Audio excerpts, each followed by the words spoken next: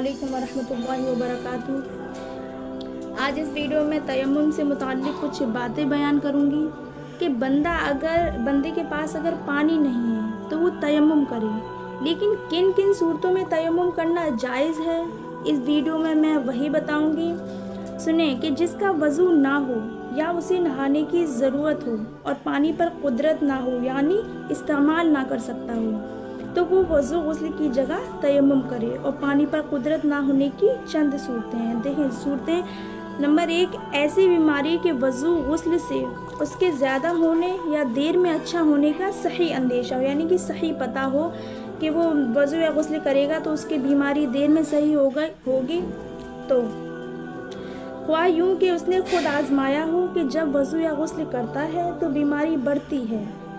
या यूँ कि किसी अच्छी लायक हकीम ने जो ज़ाहिरन फासिक ना हो कह दिया कि पानी नुकसान पहुँचाएगा। देखें, या खुद उसने ये आजमाया हो कि जब वो वज़ू या गुस्ल करता है तो उसकी बीमारी बढ़ जाती है, या फिर किसी अच्छे लायक हकीम ने कह दिया हो कि उसके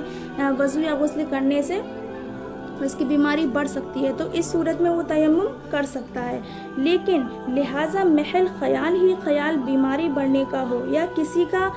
फासिक या मामूली हकीम ने कह दिया हो कि पानी नुकसान पहुंचाएगा, तो उसका एतबार नहीं, लिहाजा तयम्मुम करना जायज़ ना होगा। देखिए, या फिर हम ऐसे ही अंदाज़ा लगा रहे, अगर हमने वज़ू कर लिया या हमने गुस्ल कर लिया, पानी का इस्तेमाल कर लिया, हमारी बीमारी बढ़ जाएगी। सही अंदेश मतलब सही पता नहीं है, सिर्फ अंदाज़ा लगा रहे हैं, तो इस या फिर किसी गैर मुस्लिम वगैरह है, मतलब डॉक्टरों ने बोल दिया, तो इसका हमें एतबार नहीं है, लिहाजा तयम्मुम हमारा जायज़ ना होगा।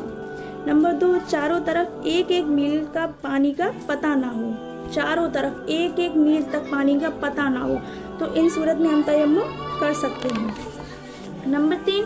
कि इतनी सर्दी हो कि नहाने से मर जाने या बीमार हो जाने का खूबी अंदेशा, यानी सही अंदेशा हो, यानी कि इतनी अगर सर्दी है कि अगर हम वो पानी इस्तेमाल करेगा तो उसके मर जाने या बीमारी का बढ़ जाने का सही अंदेशा होगा। और लिहाफ वगैरह कोई ऐसी चीज़ उसके पास नहीं है जिससे नहाने के बाद ओढ़े, ना आग है जिससे ताप सके। देखे, या फिर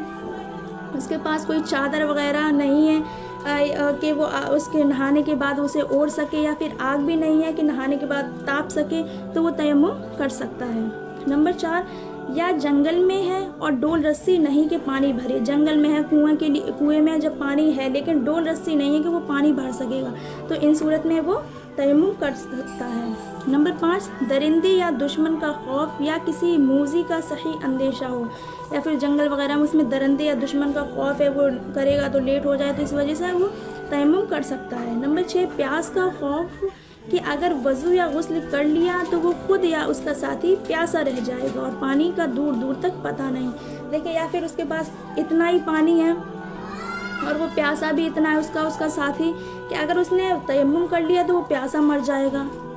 तो इससे चाहिए कि वो ज़रूरी नहीं है कि वज़ू करे, वो तयम्मुम कर सकता है, इस सूरत में तयम्मुम हो सकता है। नंबर 7, पानी का गिरा यानी कि महंगा होना, यानी जो कीमत होनी चाहिए उसका दूना मांगता हो, यानी कि